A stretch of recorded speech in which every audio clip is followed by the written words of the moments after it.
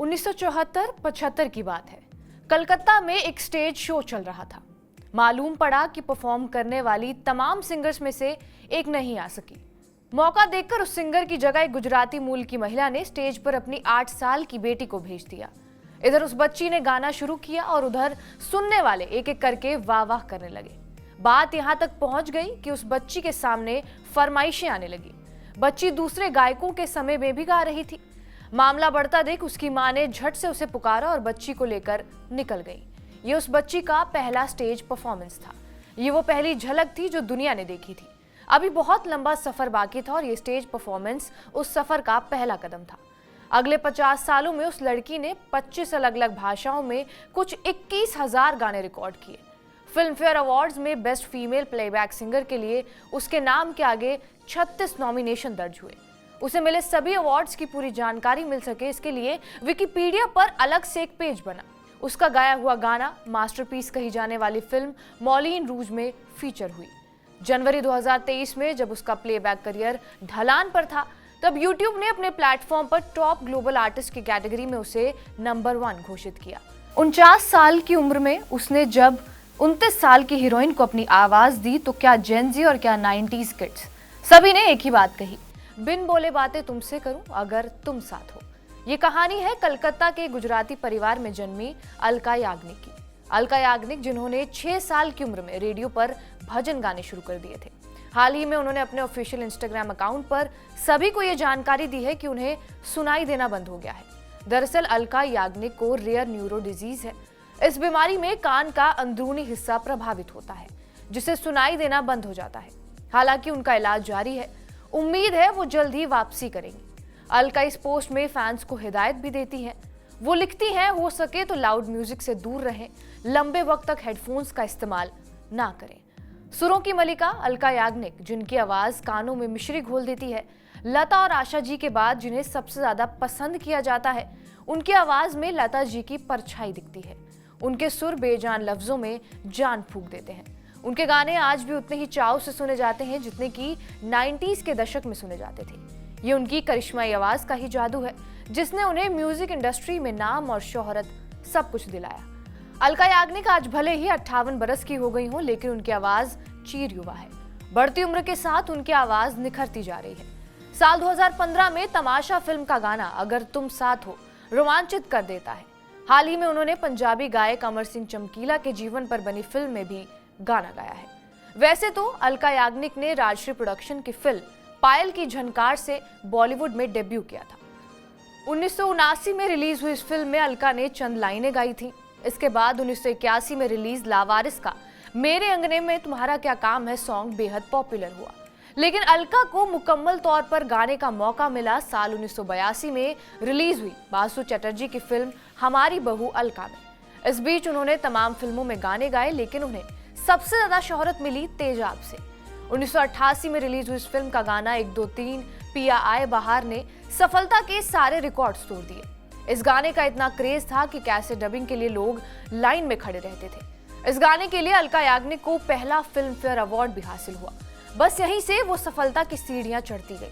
अलका याग्निक बॉलीवुड की 5वीं playback singer है जिन्होंने 300 से ज्यादा फिल्मों में 9,000 से ज्यादा डुएट सॉन्ग गाए हैं। हिंदी के अलावा बाकी भाषाओं को मिला दे तो आंकड़ा 21,000 पार कर जाता है।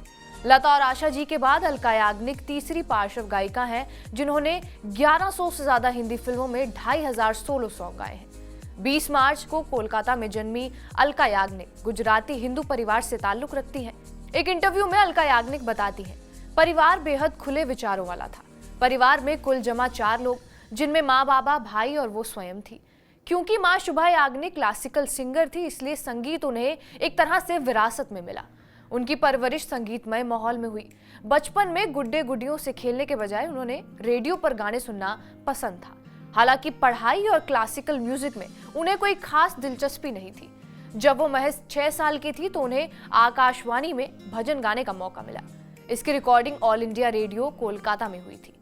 डीडी सह्याद्री को दिए इंटरव्यू में अलका बताती हैं, वो जो कुछ भी है इसमें उनकी माँ का बड़ा योगदान है। माँ ही उनकी पहली गुरु थी। उनसे ही क्लासिकल म्यूजिक की बारीकियां सीखी। वो ताउम्र गाइड करती रही। माँ के बाद अलका याग्निक लता मंगेशकर को अपना आदर्श मानती हैं। वो कहती हैं उनके गाने सुनकर हम बड़े हुए। अलका अपने सफल करियर में कल्याण जी आनंद जी और लक्ष्मीकांत प्यारेलाल को भी योगदान देती हैं। अलका याग्निक प्लेबैक सिंगिंग के अलावा कॉन्सर्ट्स और स्टेज शो भी करती हैं। उनके पहले स्टेज शो का किस्सा भी बेहद दिलचस्प है। BBC उर्दू को दिए एक इंटरव्यू में अलका बताती है, उस वक्त मेरी उम्र 8 साल रही होगी और एक स्टेज शो में माँ मुझे अपने साथ ले गई थी। संयोग से एक सिंगर थी जो नहीं जा सकी। अब उस वक्त कोई दूसरा सिंगर बुलाया नहीं जा सकता था, तो माँ ने मुझे माइक के सामने खड़ा कर दिया और कहा गाओ। बस फिर क्या था, मैं शुरू हो गई।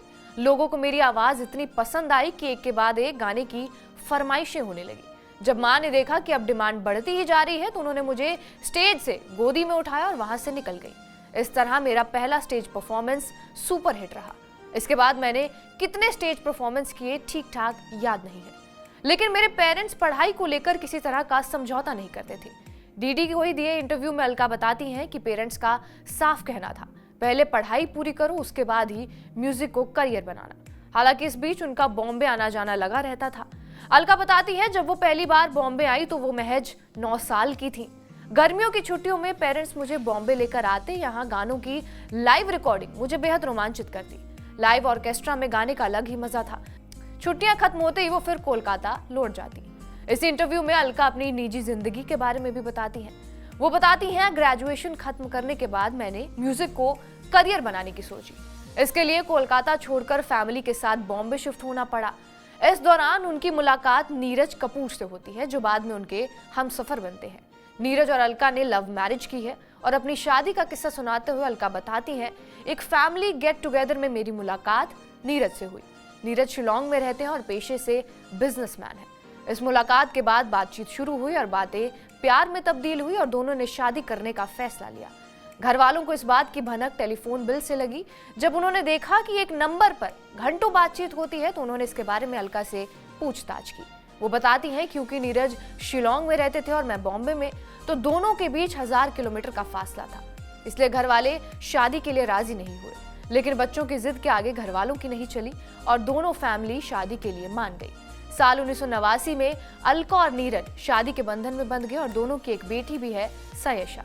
पिता की तरह सयेशा भी बिजनेस से जुड़ी है। अलका बताती हैं शादी के कुछ महीनों बाद नीरज शिलोंग लौट गए। इस तरह हम लोगों को मिलने के लिए वक्त निकालना पड़ता था। बेटी हुई तो उसे माँ और पापा ने ही संभाला। माँ हमेशा मेरे साथ साई की तरह रही। कहीं भी रिकॉर्डिंग हो माँ हमेशा साथ रहती। अलका बताती हैं उन्होंने साउथ अफ्रीका, लंदन, न्यूयॉर्क समेत कई देशों में लाइव स्टेज शो किए, लेकिन सबसे ज्यादा प्यार उन्हें मिला पाकिस्तान में। बॉलीवुड गानों की पाकिस्तान में बेहद डिमांड है। वहां हमारे गाने खूब सुने जाते हैं, इसलिए मैं जब भी वहां गई तो उन्होंने बेस्ट गानों की डिमांड की। वैसे तो अलका याग्निक ने तमाम सिंगर्स के साथ डुएट गाए हैं, लेकिन कुमार सानू, उदित नारायण और सोनू निगम के साथ उनकी जोड़ी सुपर हिट रही। कुमार सानू के साथ हम है राही प्यार के फिल्म का गाना घूंघट की आड़ से दिलबर का उस दौर में सुपर डुपर हिट रहा। इस गाने के लिए अलका को साल 1994 में पहला नेशनल अवार्ड मिला। इसके 2 महीने पहले ही उनके पिता का निधन हुआ था। डीडी साहिद्री को ही दिए इंटरव्यू में अलका बताती हैं, पापा कहते थे जल्दी तुम्हें नेशनल अवार्ड मिलेगा। उनकी बात इतनी जल्दी सच हो जाएगी सोचा भी नहीं था। 1998 में रिलीज हुई फिल्म कुछ कुछ होता है कि इसी गाने के लिए अलका को दूसरा नेशनल अवार्ड मिला। अलका को अब तक 7 फिल्म फेयर, 2 बार आईफा और 4 बार जी सिने अवार्ड्स मिल चुके हैं। 2013 में उन्हें Lata Mangeshkar lifetime achievement award से नवाजा गया। वैसे तो किसी भी शख्सियत की जिंदगी और उसकी उपलब्धियों को शब्दों में बयां करना बेहद मुश्किल होता है और उस मुकाम तक पहुंचने में की गई मेहनत, संघर्ष और बलिदान को बताने में शब्द कम पड़ जाते हैं। अलका याग्निक भी ऐसी ही शख्सियत हैं जिनकी काबिलियत को लफ्जों में पिरोना बेहद मुश्किल काम है। उनके हिट गानों की बात की जाए तो ये फहरिस्त काफी लंबी है, फिर भी कुछ गाने हैं जो ऑल टाइम फेवरेट हैं। इनमें मोहरा फिल्म का टिप टिप बरसा पानी, साजन फिल्म का देखा है पहली बार, खलनायक फिल्म का गाना चोली के पीछे क्या है, ताल से ताल मिला, धड़कन फिल्म का दिल ने ये कहा है दिल से, रिफ्यूजी का पंछी नदिया पवन के झोंके, गुरु फिल्म का हैरत आशिकी और तमाशा फिल्म का अगर तुम साथ हो सॉन्ग हर म्यूजिक लवर की प्लेलिस्ट में जरूर होते हैं। उम्मीद करते हैं आपको ये जानकारी पसंद आई होगी। इस वीडियो पर आपकी क्या राय है हमें कमेंट बॉक्स में जरूर बताएं। बाकी देश और दुनिया और इसी तरह के किस्सों के लिए सब्सक्राइब करिए TV9 भारतवर्ष को।